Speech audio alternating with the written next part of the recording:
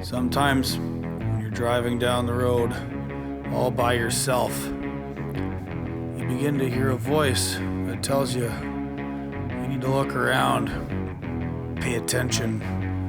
Maybe something isn't quite right. That voice is me. It's the voice of Gord.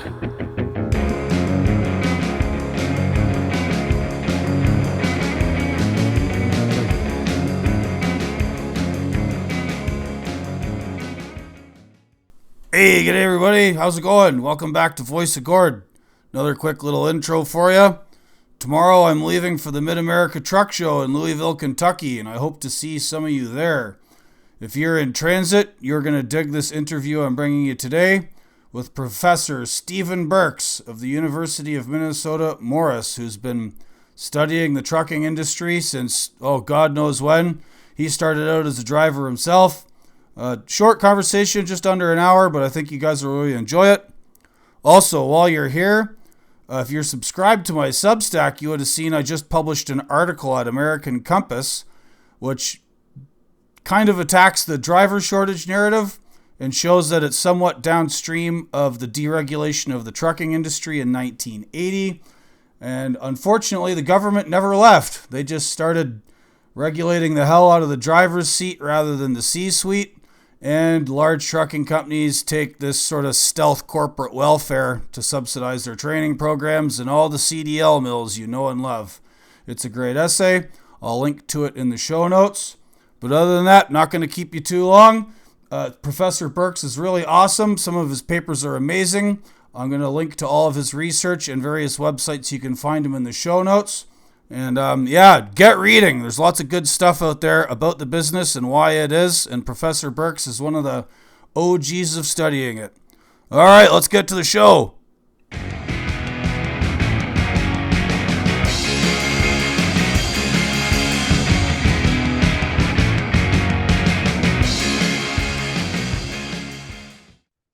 All right, g'day everybody. Welcome back to another episode of Voice of Gord.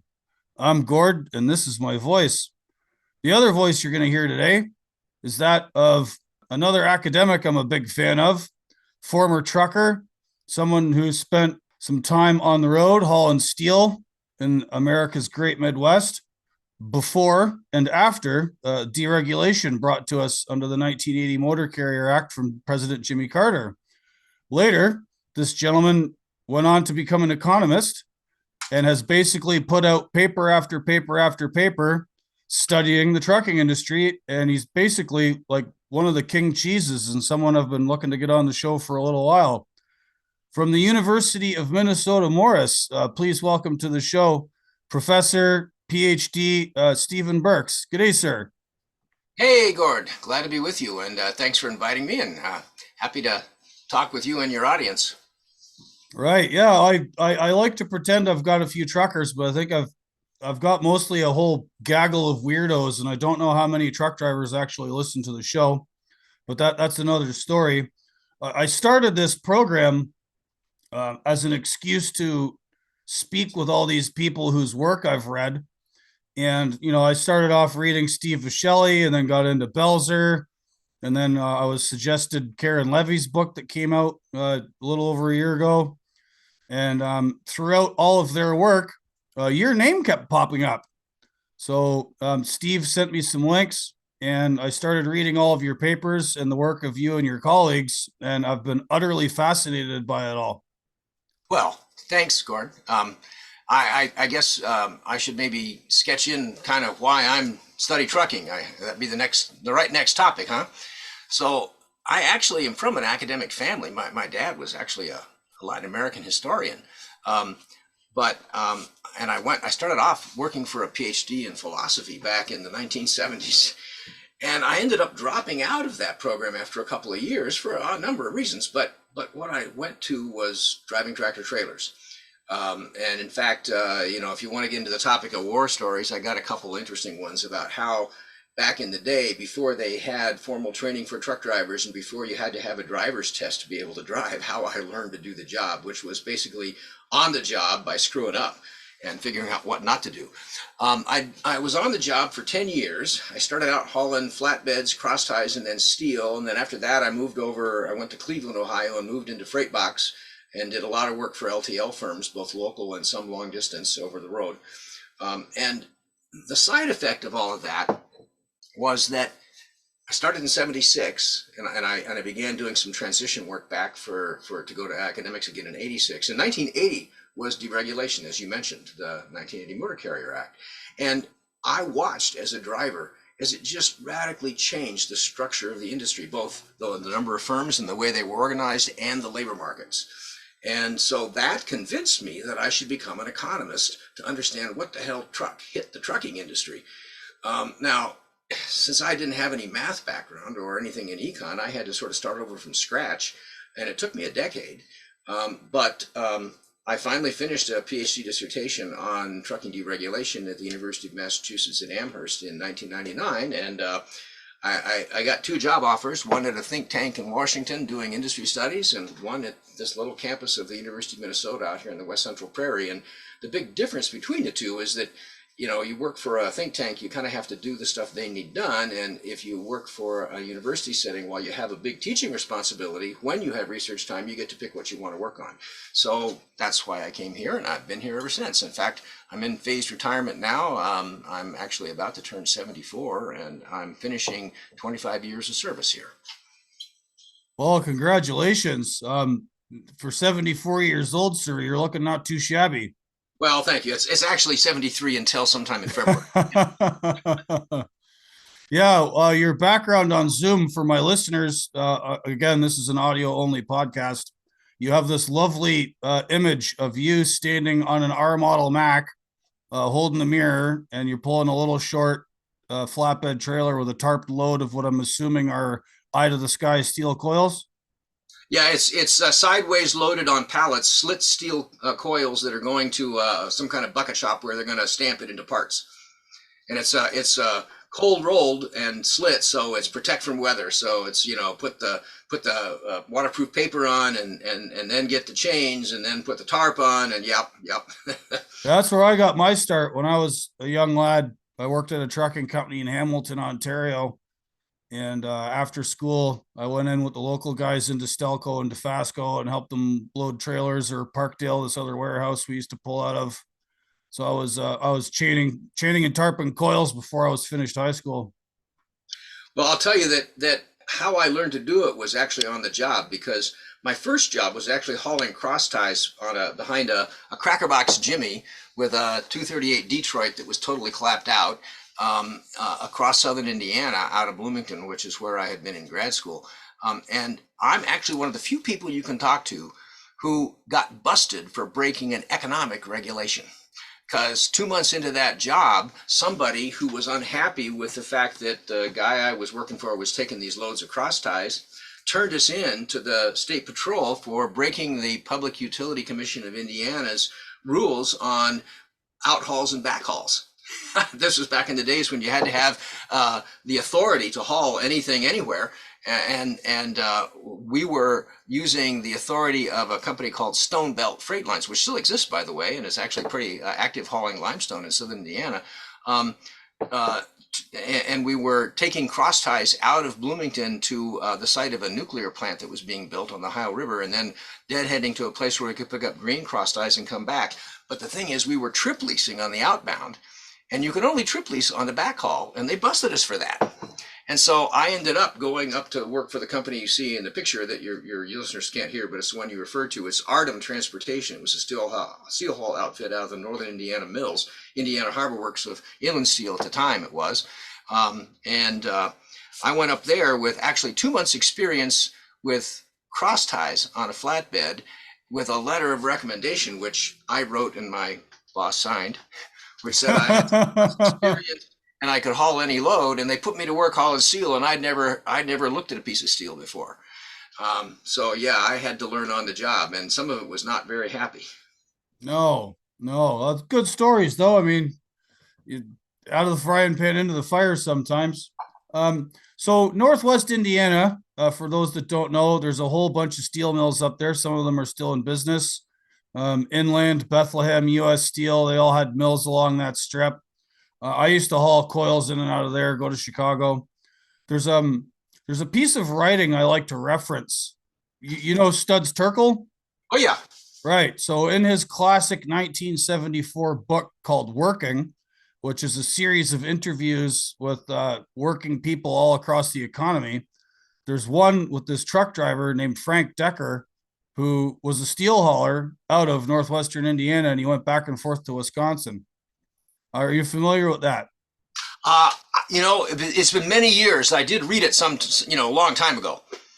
I reposted it because it's public domain now on my Substack, and you know, there's a saying in French, "plus ça change," right, which is sort of sarcastic way of saying nothing changes, and it's all delays and fights over rates, and everything's expensive, and the law is always after you, and it's like, wow, 1974 and 2024, not much change going on. Let me recommend something else to you and your readers. It's a series in the New Yorker. It must be about, I want to say, 78 or so. I've got a reference to it, which I can send you. It's called Large Cars, which of course comes from the CB slang for 18-wheelers back in the day. Large Cars, Part 1 and Part 2, by the reporter at large. I've forgotten who the hell he was at the time, but this is a guy who went out and kind of lived with people to tell their stories as part of the New Yorker's approach to doing stories. And he rode with a guy who was a flatbed hauler out of someplace in Wyoming for like 3 weeks or 4 weeks. He went out for 2 weeks once, and then he came back after a few months and did it again. And it's a really fascinating look at the way the industry worked at the time, and also the challenges that drivers faced in figuring out how to make money on piece rates with all the crap that went on and all the partially random events that would constrain what you could do. Yeah, it's you know, people think it's just a job where you just drive, but there's so much more to it, and there's so many vagaries. There's so many things that can get in your way. There's so much that goes on in the background and this behind the scenes in trucking that people have no idea about. And that's one of the reasons why the idea that autonomous trucks are going to quickly replace truck drivers is nuts. I mean, I think in the long run there will be significant work replacement by autonomous vehicles, but it's not coming fast and it's not coming easily. And if you want to see the academic research behind it, my colleague and co-author Kristen Monaco, who is now the chief economist at the Federal Maritime Commission, but was then the associate commissioner of, I think it was wages and compensation at the Bureau of Labor Statistics, published a paper with a colleague of hers using new data from the job requirements survey that BLS did, which is nationally representative survey data about what it takes to do each job. And they analyzed what is involved in the truck driver's job in this nationally representative survey of employers, what their employees had to do. And it will show you real quickly why it is that truck driving is more than just sitting behind the wheel. Right. Yeah. My take on autonomous vehicles is when they first come, it'll be interstate only. Someone else has got the trailer and everything ready, and they had to have a human hook it all up and get it going, and then it'll drive itself to another point off the interstate, and then humans will have to take over again. I think that's right. That was I was involved in a National Science Foundation workshop back in 2018 where some of that stuff first got discussed by academics. And Steve Viscelli, who you've mentioned, has a nice piece that I'm sure you've referenced or made available, or a link to at least, which is done for the Labor Center at University of California, Berkeley, which looks at all the different parts of trucking and where there's potential early replacement versus not. And yep, he comes to the same conclusion. And I agree with you. That's the most likely scenario. Right. So you're hauling ties, coils, LTL freight, and then you make the decision to start studying economics. You mentioned you went to school in Massachusetts. That was where I did my PhD work, yes. And my dissertation was about the deregulation of trucking. It's out on the web if people want to look at it. And I basically started thinking about the industry back in '76 when I began driving, but it wasn't until I had studied enough economics that I began to kind of see how to put things together. And as you said, with my various research colleagues and my research students, I've put forth a number of different papers analyzing different aspects of trucking. I kind of carry the research title of behavioral and experimental economist because some of the work that I do involves running behavioral economic experiments, and a couple of those were done with other people, but a big batch of them was done with truck drivers. So, What does a behavioral economic experiment look like? How does okay, that well, function? so first of all, an economic experiment is you think of it as being kind of like an experiment in psychology, where you've got two different groups. You've got typically now there's lots of variations, but so you typically have a control group and you have a treatment group, and in some kind of a standardized setting, you provide the same context of both of them, but in the treatment group, you add one specific change to whatever is going on in the experiment. And the objective in the design is to see, in terms of the aggregate behavior of the two groups, what effect does the treatment have on the treatment group as compared to the fact that the control group didn't get a treatment. It's like a medical experiment in that sense at the big 10,000-foot level. But what makes it an economic experiment is it all involves financial incentives. So there's payoffs for making different choices. So that's what makes it economics. And it's behavioral if you're interested in the part of economics, which I find fascinating, which is, let me summarize it like this. Standard people who analyze human behavior, microeconomists, have a kind of default simple model of how humans make economic choices. And that simple model says we're motivated by our own material self-interest and we rationally conclude what is the best way to achieve that self-interest. And we know that that model is extremely powerful in explaining lots of things about how markets work and some other institutions, but it also is nothing like a complete theory or an overall correct theory of how people actually choose things. And So this is going back to like Adam Smith, Wealth of Nations. Like this idea is old. well, not Wealth of Nations, but his other book, the one that he was famous for in his lifetime, The Theory of Moral Sentiments, because Okay. because what behavioral economics tries to do is understand how to make that simple-minded standard model, which works for a lot of things, but isn't very good in lots of places as well. How do you make it more psychologically realistic? And there's two branches to that. One branch is, which you will be somewhat familiar with because it's popped up in all kinds of ways in popular culture in the last 25 years. How is it that people make systematic mistakes and sort of don't achieve their best self-interest?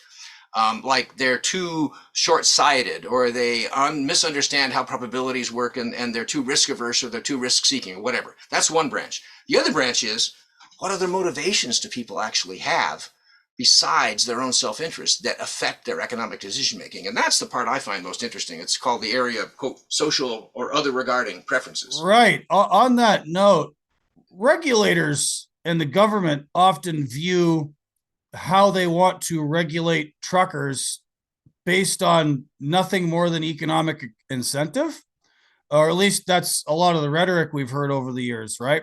You know, truckers want to work longer, they want to drive faster, they want to do all this stuff just to make money. And we need to regulate their hours to, keep that in check. But some of us have other reasons for doing things or wanting to like color outside the lines of our logbook, so to speak, like family commitments, or we need to be somewhere to go on a date with somebody, or we Wait a want to second, beat wait a the second. weather. Somebody's dating you? Okay. Well, Go ahead. I've been married for 10 years, but you know what I'm Okay. saying? Like, not everything is strictly economics. And that's like hard to get, a certain type of person to understand. Yeah, so I certainly agree with that. I also think that economic incentives are both powerful and important, but they aren't the whole story.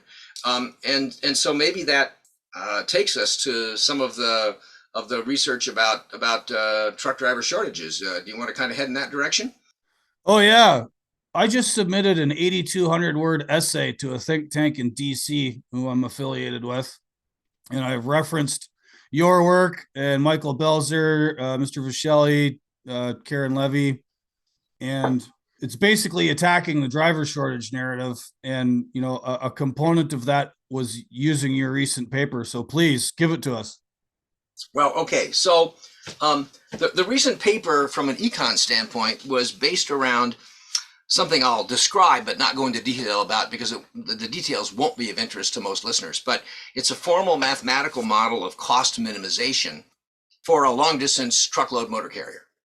And basically what the model tries to do is to put in mathematical terms the trade-off between the three different parts of costs for a long distance truckload outfit. And what are those three parts?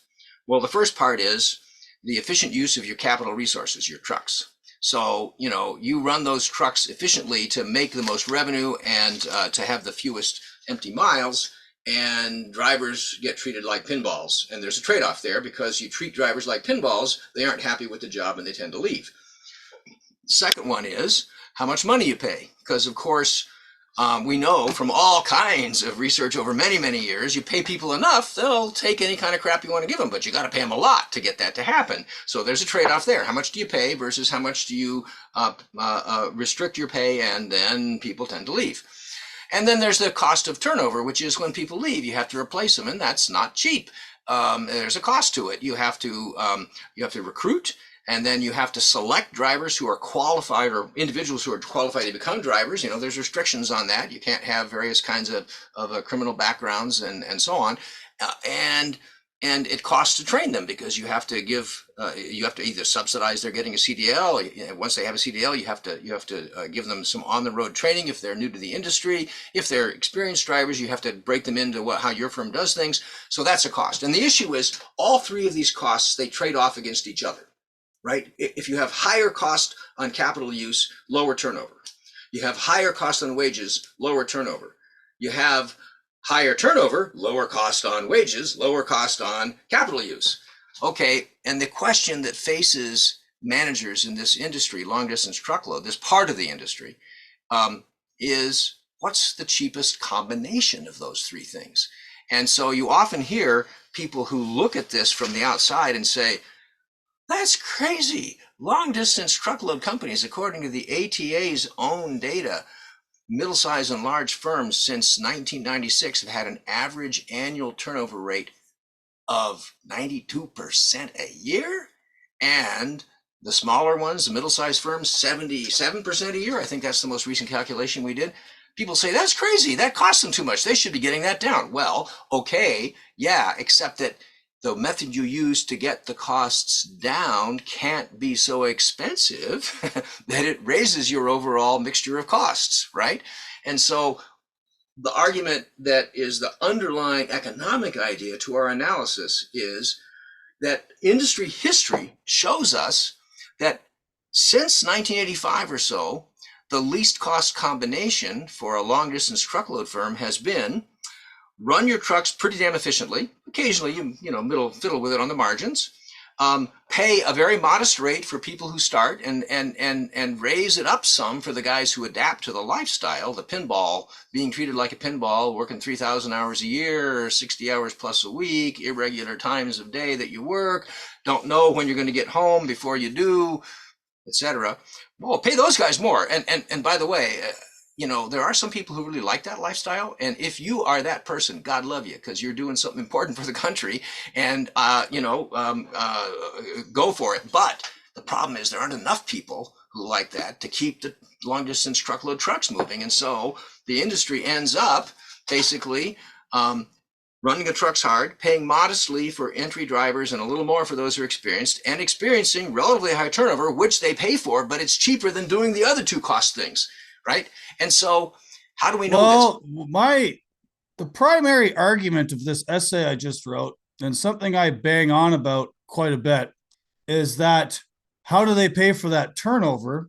I would submit that in that section of the industry, the long distance truckload, a lot of those very large carriers, and maybe even some of the medium or smaller ones, are benefiting from what I call a system of corporate welfare, because there's a number of grants, subsidies, state giveaways, and all of this government money to run training programs. Now, some training programs, some new truck drivers pay for it out of their own pocket. Some of them get into these like debt arrangements with the company they go to work for. Some of them take out loans, whatever. But there's enough government money going into this that is actually a factor in this cost structure that you just discussed. So I'll agree. I don't, now what I can't tell you is how big quantitatively is that effect, but is there in principle, excuse me, such an effect? Yeah, our mathematical model shows it. Because if you look at what we call the quote comparative statics results, well, it's basically showing how the model changes when you change one of the outside parameters that affects how the industry works. If you lower the cost of training, it turns out you end up getting more turnover and lower wages. So is there the possibility for such an actual relationship? Yes. Can I tell you how big it is quantitatively? No, I can't. But Well, it's difficult because a lot of states don't report and a lot of states don't actually track how much of that money going out the door results in drivers staying, how long they stay, are they getting their value for their money? There's very little data on that. All we have is the gross numbers going in. But I mean, again, money is not the only cost, right? So the turnover, the churn, when you have all of these sort of free or subsidized truck driving schools, this is going to sound elitist and snobbish, and maybe it is, but you're not always getting the best quality people. You know, what Marx called the lumpen proletariat are often swept off the street because state unemployment agencies are under pressure to get people off unemployment, and they just kick them to truck driving schools, whether they're going to succeed or not. I interviewed a guy last year who used to work at a state employment agency doing that very thing, and he explained to me all the incentives that play in his particular state. So like this goes on, and then those people don't necessarily have the same, like driving a truck, like you got to have a feel for heavy equipment, you got to understand a whole lot of things, you got to have a lot of patience. And when you're churning through low quality people all the time, they might not necessarily do that. They get in a lot more accidents. That's been proven. People with less experience cause more incidents, and you know all of the other costs involved with that. So I kind of object to that particular part of the market utilizing taxpayer funds to continue this churn and retention problem. a little bit hint of libertarianism there. Okay, but I get it. Yeah, I get yeah. it. So look, we should be careful about one thing, which is long distance truckload, which is in the federal data. It's general freight, truckload, long distance, and it's specialized freight long distance, because most of the specialized stuff, like 80% of it, works on a truckload basis. That's about 20% of all heavy and tractor trailer truck drivers in the occupation of that's of employees, not counting owner operators, because they get counted separately. But it's only but it's about 40% of everybody in all of for hire trucking, and it's central to long distance freight. So we want to be careful that, I mean, if you saw my presentation at Kansas City, I have one slide in there called "The Picture That's Worth 1,000 Words." It's a picture that shows the average annualized turnover rates as reported by the ATA's survey of member carriers from about 2006 or something to about 2014, basically over the course of the Great Recession. And we see that the large and middle-sized firms are starting out like at 100%, 90% before the recession hits. By the time you get to the bottom of the recession, they're down to about 35 or 39%. And then at the end, they're back up to about 90% when things come back. And all along the bottom, you see the turnover rate at private carriage is running about 15%, and the turnover rate in long distance less than truckload drivers, also an ATA data point, is running about 14%, steadily all the way through. And that shows you that this is a structural effect of this part of the industry, about how competition works there, not in other parts. So local trucking is somewhat different. So is less than truckload long distance. And of course, the parts, couriers and messengers, FedEx and UPS, that's a whole different. Right. Yeah. Well, there's a lot of nuances to the sort of driver shortage discussion, of course. And one of the things you mentioned in that presentation, too, is the sort of specialized market. And I'm going to assume you mean tankers, hazardous materials, oversized loads, flatbed stuff. Flatbeds and temperature control are the biggest parts. Right. And so maybe I'm wrong about this, but one of the problems of the driver shortage narrative in the sort of long distance truckload part of the market and how they're always turning over people is that there are probably some good people in there who would stay if the job was better or it paid more or some other factor was different, right? And then as those people stay and get better, they become your specialized guys who get more skills, get better at it, and then they move on to the specialized carriers. So what ends up happening is the fake driver shortage that's going on, which is actually a retention and churn problem in that part of the market, then becomes an actual shortage in the other part of the market because the pool of potentially decent specialized guys is reduced because everyone's quitting because they keep getting churned through it. That's my theory. So now, um, I want to be clear that that the overall market for heavy and tractor trailer truck drivers for that occupation, it works normally like any other market. And I and my colleague Chris Monaco published a paper on that and showed using representative national data and statistical analysis that people come in, more likely to come in when the wages and hours are more attractive, and more likely to leave when they're not, compared to all the other occupations they can be in. And by the way, if you look at for hire trucking truck drivers as a whole, not just the subpart in long distance truckload, they actually have higher occupational attachment in that data. Occupational attachment, not necessarily firm attachment, occupational attachment than employees in other blue collar jobs. And when you think about some of us love it. I mean, yeah, some truckers love trucking. It's a lifestyle to us and not a job, you know? Yeah, that's right. That's right. And if you didn't have kids at home, you'd be out there 3,000 hours a week, gone to California all the time, wouldn't you? I would be back in Canada working in the oil field or something. Yeah, I would definitely be back on the road though. Yep. Yeah, you'd be humping it. Yep. Well, okay. So, when we looked at, so my colleagues and I in this recent paper you mentioned, the one that has the model in it, we looked at the empirical data about whether there is actually something that can be identified in economic terms as a shortage of truck drivers in any part of the market, including long distance truckload. In fact, we looked at the long distance truckload case, and the conclusion we came to was that the evidence does not support that claim. The ATA has published 9 studies since 1987 that claim there is, and each one projects a future amount of, here's how big the shortage will be. And we looked, for instance, at the 2023 projection from a couple of their more recent studies. And one, now I'm going to wave my hands here because I haven't got it in front of me, but it's something like one of the studies said, it'll be 111,000 drivers were short in 2023. And the other study said it'll be 150,000 drivers were short in 2023. And, the first question you ask is, well, which one did you mean? But okay. Well, the next question should be, well, everything seems to still keep moving and the economy still keeps ticking along, even though these numbers never seem to materialize. That's the second point, which is it's not surprising.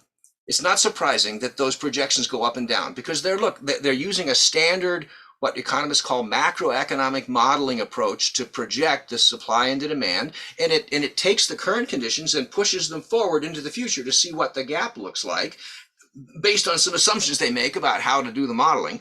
And there's nothing wrong with that in principle. The Bureau of Labor Statistics does a projection every 2 years about the future employment needs of each occupation, and it doesn't look that different from the ATA's numbers about the number of drivers needed. It doesn't have a shortage analysis in it because it doesn't say the supply will be missing, but it has a similar pattern of what will be needed.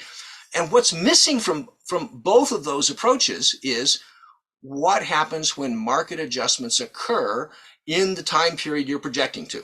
And so, and by the way, why is it that the projections go up and down from 2 different prior period points? Because the market conditions then have been going up and down. And if you project them forward, you get different answers. So we looked at the actual changes in spot market rates and contract rates in long distance truckload and observe a pattern of cyclical change, which is remember, the demand for trucking comes from outside the industry, or what economists call derived demand, right? So when there's a spike in demand, then spot market rates go up. And if they stay up long enough, contract rates start to follow them up. And then what do we get? A supply response. More tractors and more trailers and more drivers get on the road. And if it's a short-term thing, it's just people who could drive more hours do so, and maybe a few people who were running around local go long haul or something. But if it's longer than that, more new people get sucked into the training programs, and more people who have experience decide, hey, money's looking pretty good. Maybe I'm going to get rid of this job in the factory and go back on the road. And the supply goes up. And the problem is the problem for drivers trying to decide what to do, and for the industry and thinking about how their conditions, market conditions, are going to affect their competitive stance, is this: there's a lag in that response. So you get this upward trend of spot market rates following upward trend of contract rates, and with a lag, 6 months, a year, all of a sudden supply starts going up. And by that time, one of two things happens: either supply goes up enough to meet demand and then it overshoots because there's a lag in the response, or supply goes up some and the demand comes back down and you get an overshoot that way. And then you have a period where spot market rates go down under contract rates and contract rates start being pulled down. And guess what? Drivers start leaving the industry. The companies that have high turnover stop offering signing bonuses, and they hold their wages steady, and inflation goes on and erodes them. And the turnover rates actually go down a little bit. Well, we should say there's a surplus then of actual drivers and actual capacity. And throughout all of this, when there's a spike in demand and there is, in the short run, an actual shortage, and when we go beyond that, and in the short run, there's an actual surplus, turnover rates at big long distance truckload firms keep on going on. And when it's when the spike in demand goes up and the spot market rates are up that the turnover gets higher. Why? Because it's more profitable to change jobs, and because employers are poaching drivers from each other with big signing bonuses and stuff. And when it goes down and we have a surplus of drivers, well, the long distance truckload guys still have high turnover, but now it's lower because they stop offering signing bonuses to get people to come from other firms. And because unless there's really good things going on in the rest of the economy, drivers are a little more comfortable staying put. We saw in the Great Recession, remember I said that picture that's worth 1,000 words, showing the big valley and turnover rates followed by falling off a cliff and then climbing back up again? In 2010, in the first quarter of 2010, I think that's the right date. It was sometime in 2010. I think it was first quarter. When you could not buy a damn blue-collar job in the United States of America, the turnover rate at long-distance truckload firms, big ones, was 39%, and at middle-sized ones was 35%. And you know what? It went right back up when conditions improved. So there's not a shortage. There's cyclical peaks of demand and supply with a lag, but there's no long-term shortage. There's just long-term turnover. Right. Yeah. I think there's a gentleman by the name of Craig Fuller, runs a place called Freight Waves, and another company called Sonar, does a lot of data analytics. He's got like his own little media thing going on where they report on trucking. And he wrote an article that basically said what you're saying.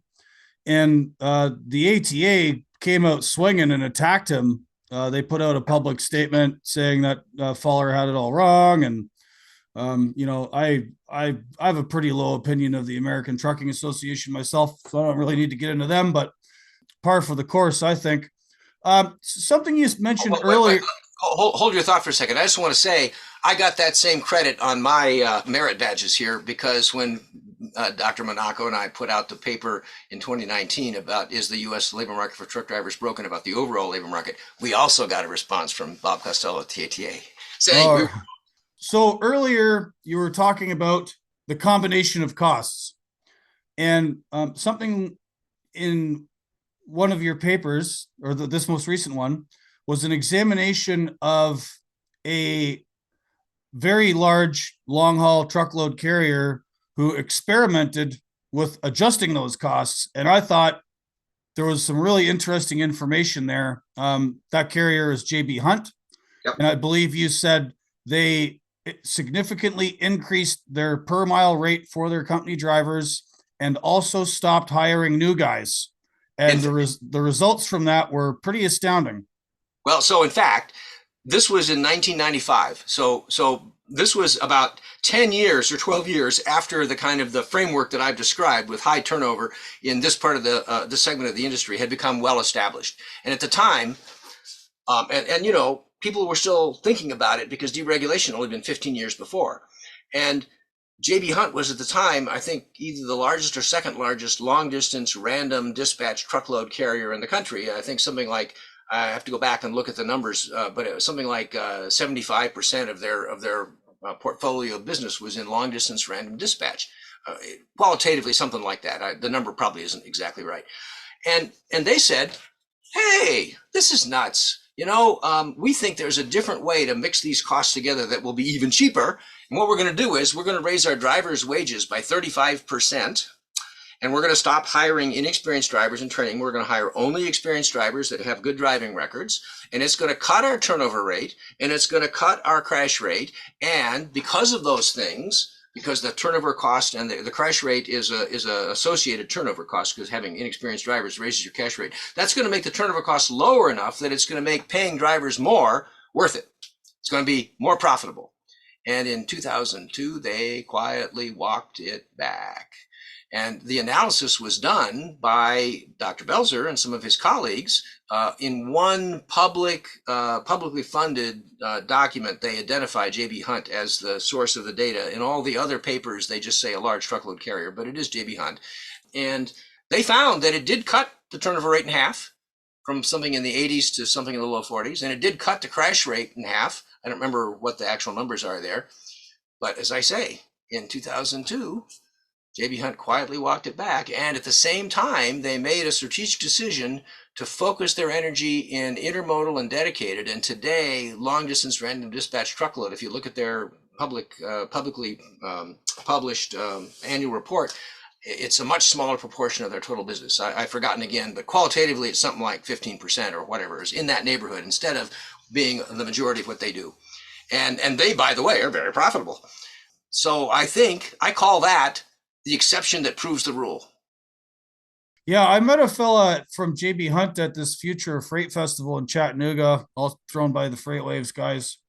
And that fella actually, he wrote this Substack. I'll have to send it to you, and describing the sort of change over to intermodal. And, he was part of JB Hunt's intermodal division, which is, as you say, their largest component of their business now. And so there must have been some interesting details about how that got done, I imagine. Yeah, well, maybe he'll come on the show one day too. But I wonder if you like tweaked around the edges of this cost combination, right? And like maybe 35% is too much of a bonus. And then, we have this trouble with incidents involving trucks, right? Like we have these nuclear verdicts, tens of millions of dollars. Some of these large truckload segment guys self-insure. There's a cost, and what's the term for it? It's it's an externality. Yeah, externality. So there's if they self-insure, it's internalized. And then it's partially what the big guys typically do is they self-insure for the first like $1 million or something, and then they buy excess liability insurance from the big insurance companies for the weird claims that are way above that, and both in terms of the loss they absorb when they have a $500,000 claim and the premiums they pay for that excess insurance, that internalizes the cost and means that they're figuring it in their profit calculations. And is it fully internalized? Well, that's a question that is complicated and subtle. I don't have a good answer to. I don't think it is, because there's obviously the non-economic costs, because dead people and smashed cars and time for emergency services personnel, medical bills, like, there's a whole panoply of all these other costs. And I had a discussion with an insurance sales guy here a little while ago. I actually had to take that podcast down because one of the companies he mentioned threatened to sue him. First time I've ever had to remove a podcast. What a weird thing. But anyhow, I asked him, from the perspective of someone with my level of experience. I've been trucking for 26 years, 4 different countries, perfectly clean driving record, haven't got a moving violation since like 2005. I should get a pretty steep discount personally as a driver. And he told me, he's like, there's very few insurance carriers and insurance agents that will do that, because the primary insurers are putting out so much money for these nuclear verdicts and huge claims that they literally cannot afford to give really good drivers a significant discount. Well, I don't have data on that. And the insurance industry, of course, as you discovered by finding that they would sue about it, keeps that very close to their vest. And so, certainly if you look at the FMCSA, the Federal Motor Carrier Safety Administration, has done or sponsored some estimates of the total social costs of, big truck fatalities, for instance. I think they haven't done one recently. I think the most recent is probably 15 or 20 years old, but it was a big number, and it was a lot bigger than the verdicts were at the time. And it involved things that wouldn't necessarily be paid for in a nuclear verdict. So, if their analysis is right, then the full social cost of truck crashes caused by inexperienced drivers is not being fully internalized, and that would be that in standard economic lingo, that's an externality that's distorting the market decisions of the players who are deciding how to operate their businesses. Now, the problem is, I don't have what I think of as definitive evidence pro or con for that view, but it could be true. Right. Well, that's sort of what I'm investigating because, like I say, I used to hang out in libertarian world a lot, and whenever competitors or other people acting in the market are getting an advantage from the state, that seems quite unfair to me. Also, as a professional driver of 26 years with this immaculate record I just told you about, I resent having to compete with people being swept off the street by the state. So if So I here, if I if I have a project, this is it. Figuring this out. let me throw some gasoline on your fire. How about interstate teenage truck drivers? So that was the focus of my talk in Kansas City because the reason that the ATA says we want teenage interstate truck driver, back up, teenage drivers 18, 19, and 20 can drive intrastate in, I believe, every state now, and technically they're not supposed to haul interstate freight, even intrastate, but nobody polices that. But can they cross state lines? No. And so the industry says we want teenage drivers. Bob Costello says in print, what's one of the reasons we want teenage drivers? Well, we want them to get them out of high school, to get them started in a trucking career. Well, that's not stupid. That's a reasonable idea. But here's the second one, which is a little worse. And they won't have families at home, so they'll be willing to be gone a long time. Okay, so what that means is if we get general use of teenage drivers in interstate trucking, who's going to get the nastiest, longest routes with the most irregularity? It's the young guys. And we know from the data about the general driving population that teenage drivers are something like 3 times more likely to have a crash than drivers in the 23 and up category. And of course, that's the general population, so it's not necessarily the same for drivers, particularly because the program that the ATA has put in place, forced by Congress in the Infrastructure Act, the FMCAs didn't choose this, they were told to do it for political reasons. I mean, it was passed in law. They are giving them an apprenticeship, and an apprenticeship clearly would help, right?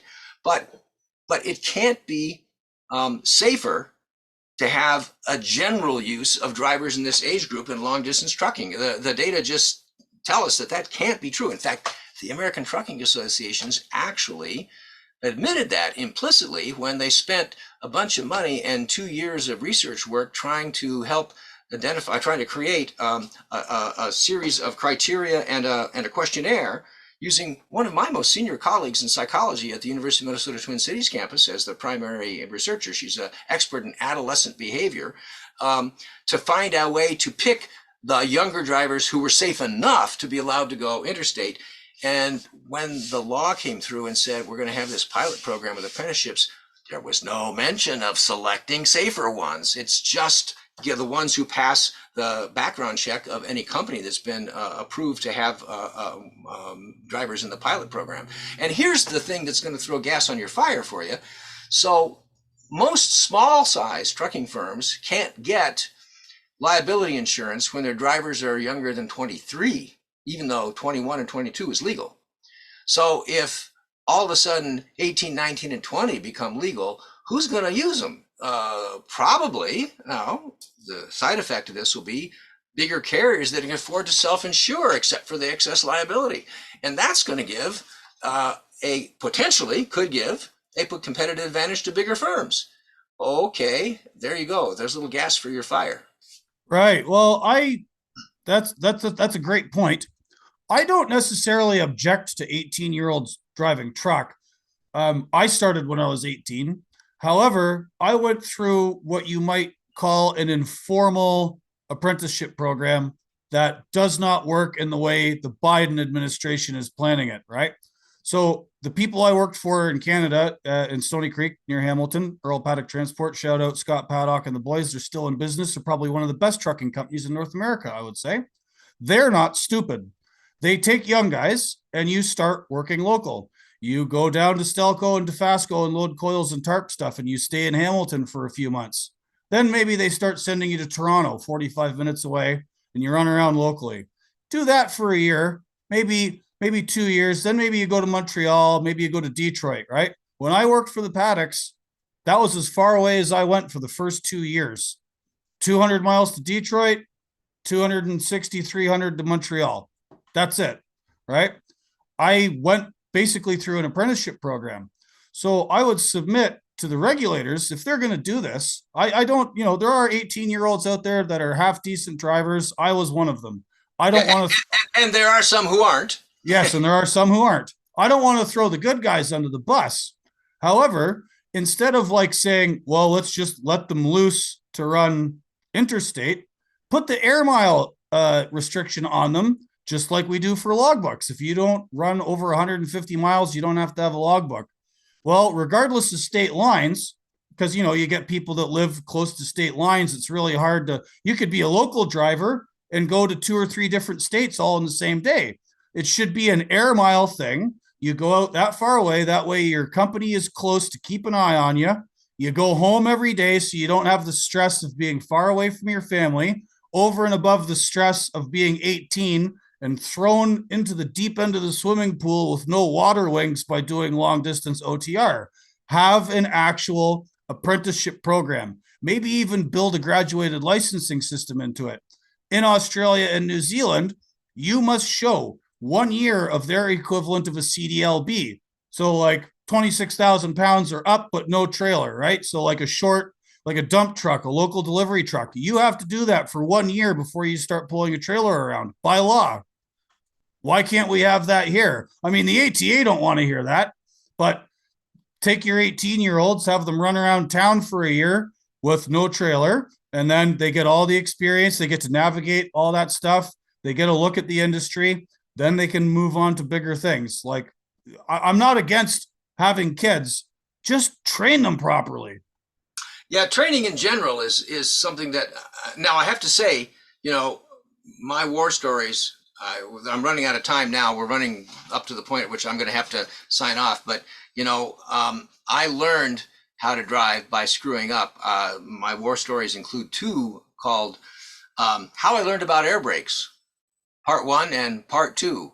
And so I'll give you that as a teaser.